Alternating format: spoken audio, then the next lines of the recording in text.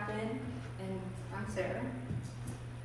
So why I did it is because when I was looking for research, America was like very divided between political parties, so I thought that looking more into hate crimes would show something. So a little history of it.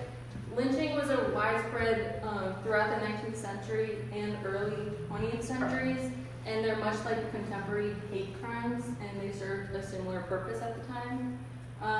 The social norms, hate towards refugees, for instance, increased significantly after terrorist attacks, particularly in contexts where no strong social norms were presented to discourage such speech that was being spewed.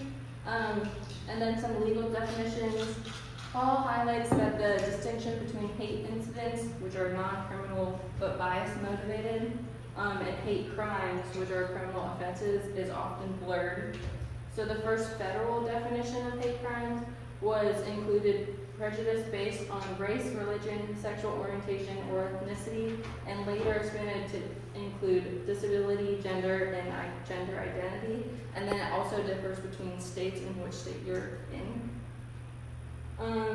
So some media influence. Jacobs and Henry argue that the media often amplifies hate crime concerns by focusing on intergroup conflict, which reinforces the perception of the hate crime epidemic, even when statistical data may not show a clear increase. And that was in 1996. We're now in 2025. I feel like social media and TV and everything also increases it now. And then there's political violence. While media narratives have amplified fears about raising political violence in the United States, research shows that incidents remain relatively rare compared to both general violent crime and hate crime. Again, that was in 2022. 2025, there's a lot that's been happening recently. Crime was the independent variable was political affiliation, which was Republican, Democrat, and independent, and then age, which was 18 to 30 and 31 plus. And then I also tried to do an internal analysis of gender. Then the dependent variables was perception of hate crimes, and then with the scale that I used, we divided that into denial, compassion, and sentencing. So it was a 2x3 factorial between persons, non-repeated design, with an internal analysis of gender, and I was aiming for 120 participants. And then I got 158 individuals. I got 86 that were 18 to 30 and 58 and 31 above. And they were given a self-administered questionnaire with demographic items, the hate crime belief scale, short form, and then open-ended response questions at the end. So the results, the main finding was that political affiliation was different, and there was no statistical findings with age or gender.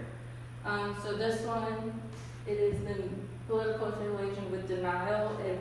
Republicans were significantly different with denial, meaning they had more denial that hate crimes were happening than Democrat and independents.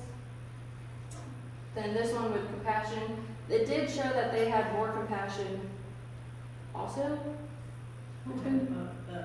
The Republicans more than the Democrat and independents. And then for sentencing, they had more punitive sentencing than the rest of the political affiliations. So it kind of looks like Republicans, they don't really acknowledge the hate crimes, but then they have more compassion to the victim and more sentencing for the offender.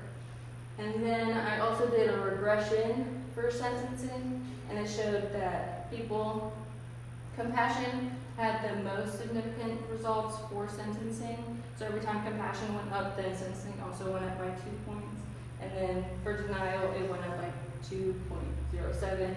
And question 18, which was, do you think hate crimes happen all the time, most of the time, or none of the time?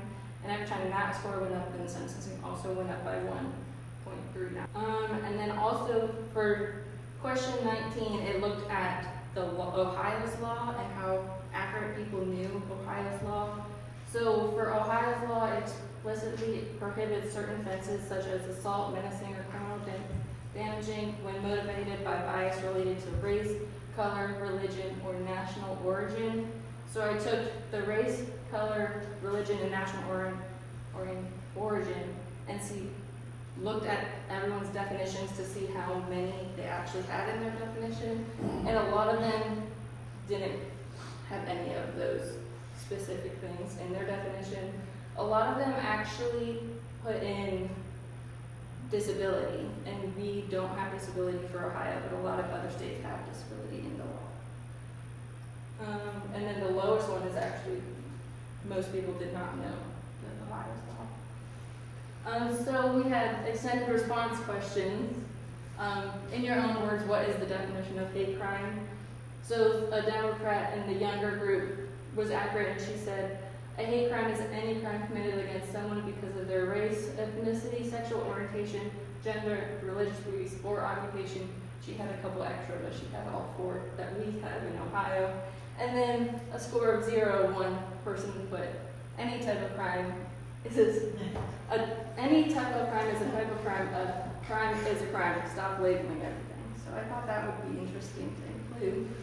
She seemed to not like to take mine. She put that actually for both the definition and an example of hate crimes. And then for the examples, crimes against specific population. Some people even named, like Matthew Shepard and George Floyd. Blaming COVID on Asians and physically attacking them was one.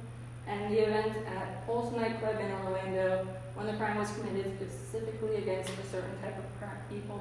And I think that the Pulse nightclub was a gay bar. Yep, in Florida. Omar Mateen. The what? Omar Mateen, that was the guy. Oh, the guy that did it. Yeah. Well, the other hate crime was that the city erased, painted over the crosswalk. Someone put that one also. Well, the gay people keep taking it back. Yeah. And then some of the limitations, probably where I was collecting data, I had a high proportion of Democrats. So I don't know if it was because it was in northern Ohio that I was getting the data. And secondly, most of it came from the Midwestern University, and it was difficult to find participants that were in the 31 and above age group. So this may explain why age didn't show anything.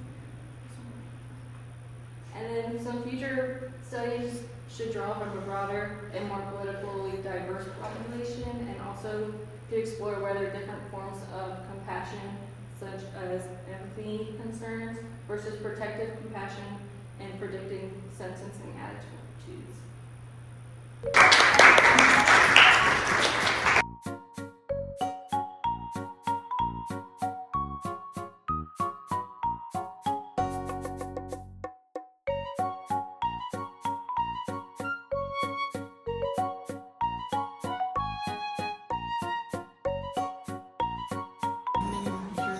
You will write 明日 okay?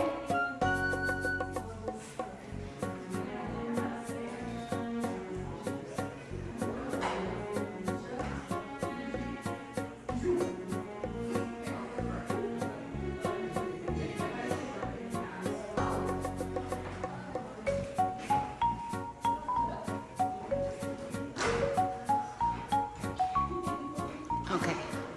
Show them. Okay, what's that?